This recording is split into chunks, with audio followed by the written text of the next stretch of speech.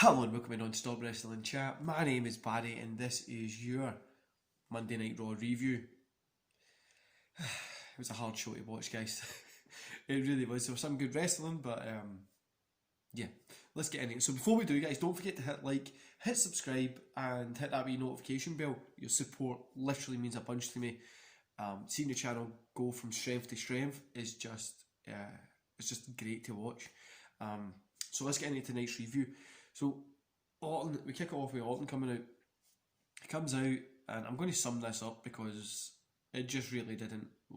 It worked, but it wasn't as great as you think. So he comes out, he talks a little bit, then Drew comes out, and surprisingly, they start fighting, and it gets broke up. It's a cool little thing just to put in, like, okay, they're going to continue the feud, but I just didn't really like the opening part there. I get what they're doing, it's going to build to a good Hell in a Cell, but just nothing great. Do you know, I like this feud, but this is the problem that I'm getting. I feel like it's just the same over and over. The same, like, just attack each other here. When, like, maybe have a couple of matches, there wouldn't be a DQ, or after the match attack, before it attack, I don't know, just something different. So Stephanie McMahon comes out, and Stephanie McMahon comes out, she's there for the draft. She's obviously saying there's lots of ups and downs from this draft, and mostly it's just been staying the same. So Stephanie announces the Fiend is going to Raw, Bayley's going to SmackDown, Orton stays in Raw, Charlotte stays in Raw, the Street Profits move to SmackDown, and yeah, pretty much just staying the same. The first match is a no disqualification match, Kevin Owens versus Aleister Black. Kevin Owens picked up the win here. I really enjoyed this match. It was the better of the matches that they've had recently, and I gave it 3 stars. I liked the spot with the chair and the knees and stuff like that. It was a really good match. Kevin Owens deserved the win here, and yeah, it was a really good match compared to the rest of the show. We come back from break and Stephanie's here for some more drafts. Braun Strowman to Raw, Daniel Bryan to SmackDown, Matt Riddle to Raw, Kevin Owens to SmackDown, and Jeff Hardy to Raw. The Miz and Morrison are here to entertain us, I guess. So they come out and it's Mandy Rose and Dana Brooke as their guests. Natty and Lana interrupt them, and then they start kind of fighting a little bit. After the break, Miz and Morrison apparently have another guest. They get interrupted by Lars Sullivan. Lars attacks Morrison as Miz runs out the ring. He tries to pull Morrison out when after he's been attacked. He gets pulled in, and it's a little bit of back and forth. This was just, I don't know, I'm just not a big fan of Lars at the moment. I just hope something better happens with him. Obviously with the asking for pictures of women in leggings. I don't know. So then we get more drafts. Retribution is going to Raw. Lars Sullivan to SmackDown. Keith Lee to Raw. King Corbin to SmackDown. Alexa Bliss to Raw. Also, why the hell did they draft Retribution? I thought they were against WWE. Why have they drafted Retribution? I don't get it, and I really don't think they even understand what they're meant to be doing with Retribution either. Seth Rollins comes out. He wants to soak it all up for a minute. Tonight's an end of an era. He says, I too go to the same place of employment on Mondays and feel like I'm in a completely different place on Fridays. Get on, guys. He rambles on a little bit. Jeff interrupts him, so Jeff Hardy comes out and interrupts. Seth tells him to get the hell out of his ring. Jeff says, well, he's on Raw now. It's technically his ring. He should leave.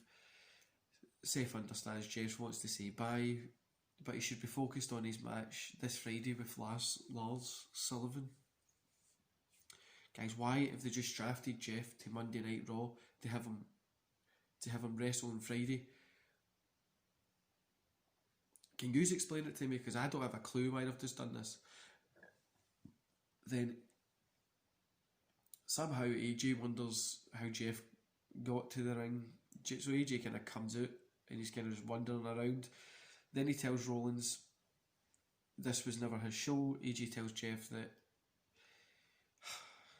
he's the footprint, he doesn't fill anyone's shoes. Seth seems insulted, kind of starts arguing with AJ. And yeah, this was pretty boring. Jeff grabs a mic and challenges AJ and Seth to, and I quote, a triple threat tag team match. So after the break, we get Jeff Hardy versus AJ Styles versus Seth Rollins. Now, it wasn't the tag team match as we were expecting, but I get what you meant. AJ Styles picked up the win here. Eli made his kind of comeback, but I thought this was a really good match. Solid work, 3 stars. It really was nothing. Eli making his comeback was pretty cool. It was a good match, good solid match.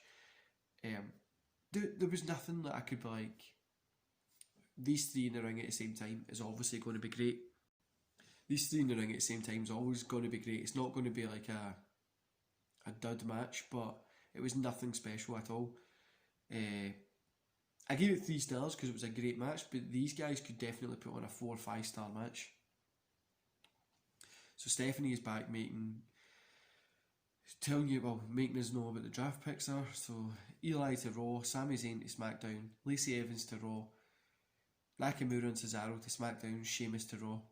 Then we get Mandy Rose and Dana Brooke versus Lana and Natalya. And this is where the wheels fell off Raw. Starting from here onwards, it just started to fall apart.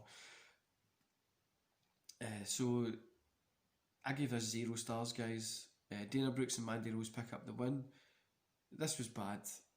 Mandy looked better in the ring. She looked like a mere competent wrestler, but Natty was barely involved.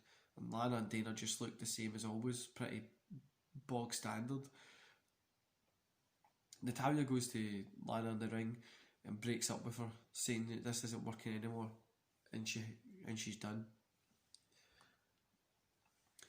Lana's left in the middle of the ring to kind of fake cry, and yeah.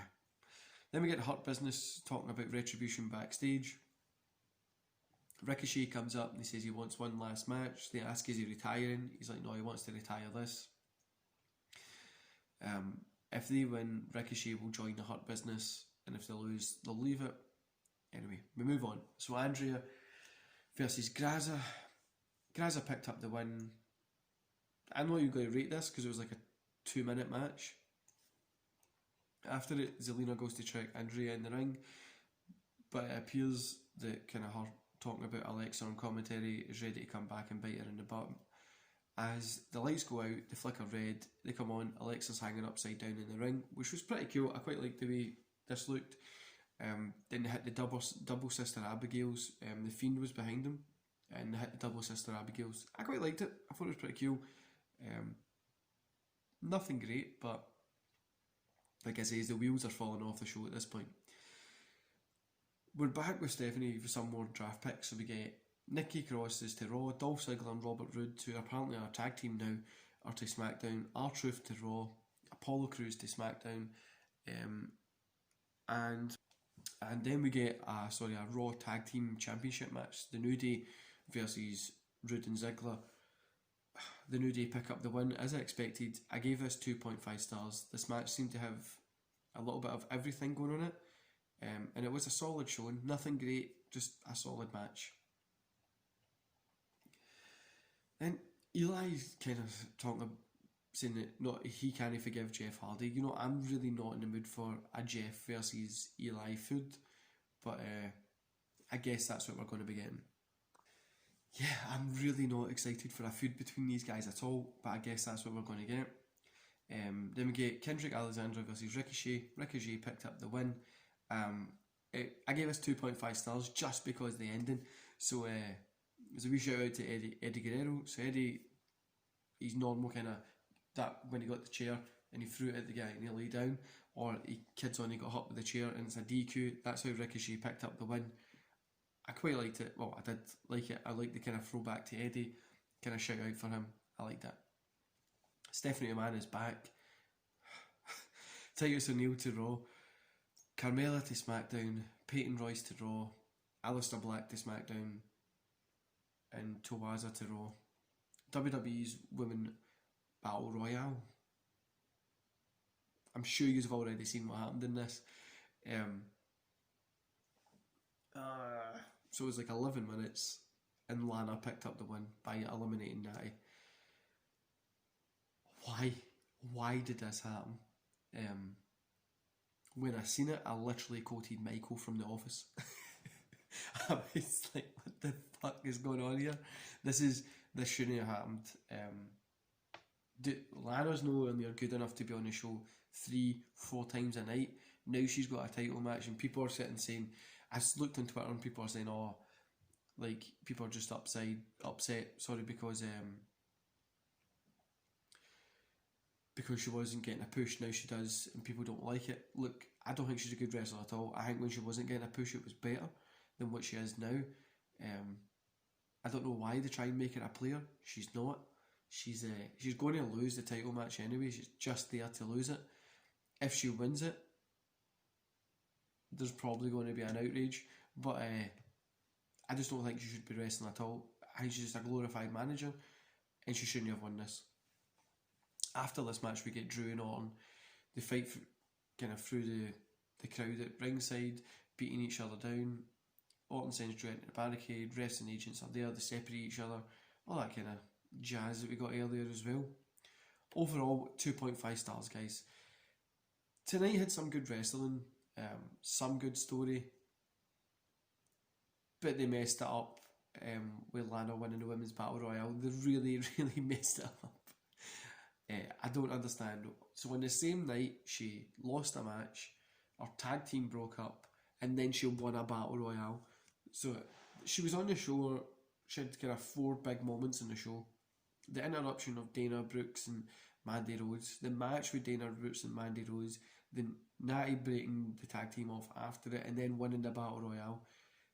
Nowhere near is she good. And there's not even been any build to the fact that she's going to get this. For the past 4 weeks, she's been put through a table. The only thing I can think is they're going to drop the belt to her, give her the belt, and let Nia Jax beat her within like a week. I hope that doesn't happen, because she doesn't deserve it. Good news is, at least the draft is over, because it seemed like they just weren't interested in this draft at all. But the Lana thing ruined the show, guys. I hope we don't get a Jeff and Eli's food. I understand what they're going to do, but I really hope we don't, because it's just not that great. I don't think both those guys gel together either, and I really hope this Lana thing just fizzles out. I'm thinking, is she going to get, like, is this Battle Royale, is it going to be like, you'll get your title shot next week, or is it going to be you get your title shot at Hell in a Cell? Because we can't have Lana in the Hell in a Cell. We just can't have that. Anyway, guys, yeah, Raw was okay. Go watch some of the matches tonight. Skip out the Women's Battle Royale. There's no point in watching that. Some of the guys' matches were really good, and I'll love yous and leave yous there. That was hard to watch. Anyway, guys, enjoy the rest of your day, and I'll see you here tomorrow for Impact Wrestling Review. Let me know in the comments below what you thought about Raw tonight. What do you think about Lana winning the Battle Royale? Enjoy the rest of your day, guys.